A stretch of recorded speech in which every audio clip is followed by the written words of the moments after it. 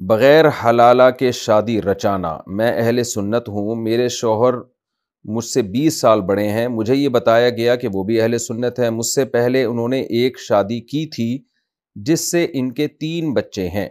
2 سال پہلے میرے شوہر نے ایک لڑائی میں ایک ہی مجلس میں اسے 3 طلاقیں دے دی تھیں۔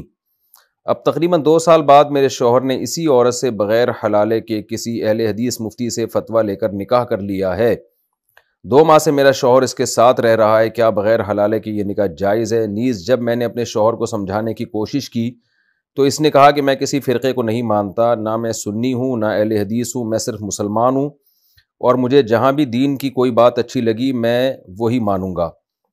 اس بارے میں میری رہنمائی فرما دیں، مجھے کیا کرنا چاہیے؟ وہ شخص نہ ہی مجھے ٹائم دے رہا ہے اور نہ ہی میرے پاس آتا ہے۔ سیالکوٹ سے کسی خاتون نے پوچھا ہے۔ آپ کا شوہر 100% بکواس کر رہا ہے، وہ قرآن و حدیث کو نہیں مانتا، وہ اپنی خواہشات کا غلام ہے۔ اگر وہ قرآن و سنت کو مانتا تو قرآن میں اللہ تعالیٰ نے صاف طور پہ کہا ہے کہ فَإِن طَلَّقَهَا فَلَا تَحِلُّ لَهُ مِن بَعْدُ حَتَّى تَنكِحَ زَوْجًا غَيْرَهُ۔ اگر شوہر تیسری طلاق دے دے تو عورت اس شوہر کے پاس دوبارہ نہیں جا سکتی یہاں تک کہ کسی مرد سے نکاح نہ کر لے، اور بخاری مسلم کی حدیث کے مطابق میاں بیوی کا سیکچول ریلیشن بھی قائم نہ ہو جائے،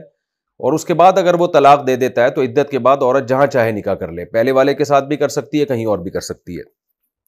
تو یہ جو اہل حدیث مفتی سے لوگ 3 طلاقوں کے بعد فتویٰ لے کے بیوی کو حلال کرنے کی کوشش کرتے ہیں، بیوی حلال نہیں ہوتی، زندگی بھر زنا کا گناہ ملتا ہے۔ اور ایسے موقع پہ جو لوگ کہتے ہیں نا میں کسی فرقے ورقے کو نہیں مانتا، بکواس کرتے ہیں، وہ اپنی خواہشات کے لیے وہ قرآن و سنت کو تبدیل کر لیتے ہیں۔ بخاری مسلم کی حدیث سے بھی پتہ چلتا ہے کہ ایک مجلس کی 3 طلاقیں 3 ہی ہوتی ہیں، قرآن سے بھی پتہ چلتا ہے، اور صحابہ کے فتاویٰ اس بارے میں بہت واضح ہیں۔ تو آپ کا میاں نہ قرآن کو مانتا ہے، نہ حدیث کو مانتا ہے، نہ صحابہ کے فتووں کو مانتا ہے، تو 15ویں صدی کے کسی مولوی کی اندھی تقلید کر رہا ہے اور لیبل اس پہ قرآن و سنت کا لگا دیا۔ تو جتنے بھی صحابہ ہیں، عبداللہ بن عباس کو دیکھ لیں، عبداللہ بن مسعود کو دیکھ لیں، حضرت عمر کو دیکھ لیں، عثمان، جتنے بھی صحابہ ہمیں ملتے ہیں سب سے یہی ملتا ہے کہ اکٹھی 3 طلاقوں کو رخصتی کے بعد 3 ہی سمجھا گیا ہے۔ تو اور وہ جو صحیح مسلم کی حدیث پیش کی جاتی ہے کہ نبی کے دور میں 3 طلاقیں ایک سمجھی جاتی تھی، اس میں کہیں بھی نہیں ہے کہ ایک مجلس کی 3 طلاقیں ایک سمجھی جاتی تھی۔ اس کے جوابات علماء دے چکے ہیں کہ زمانہ جاہلیت میں 3 طلاقیں ایک سمجھی جاتی تھیں، تو بہت سے صحابہ کو علم نہیں تھا تو وہ 3 کو ایک ہی سمجھتے تھے، یعنی ایک کا مطلب اس میں رجوع کا حق سمجھا جاتا تھا۔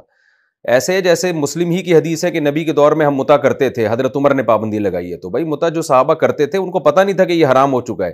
ورنہ پابندی نبی کے دور میں ہی لگ چکی تھی متع پہ۔ تو اسی طرح نبی کے دور میں ہی 3 طلاقوں کو 3 قرار دیا جانے لگا تھا، لیکن عین ممکن ہے بعض صحابہ کو علم نہ ہو، تو حضرت عمر نے کوئی نیا کام نہیں کیا، تو اس لیے یہ 3 طلاقوں کا مسئلہ قرآن و سنت میں بہت واضح ہے۔ سورہ طلاق میں 28ویں پارے میں اللہ نے حکم دیا کہ اکٹھی 3 طلاقیں مت دو، اور حکم کی حکمت اللہ بیان کر رہے ہیں، لا تدری لعل اللہ یحدث بعد ذلک امرا، تمہیں کیا پتا کہ اللہ رجوع کی کوئی صورت پیدا کر دے۔ تو اس سے صاف پتہ چل رہا ہے کہ اللہ 3 طلاقوں سے روکتے ہی اس لیے ہے کہ رجوع نہیں ہو سکے گا پھر۔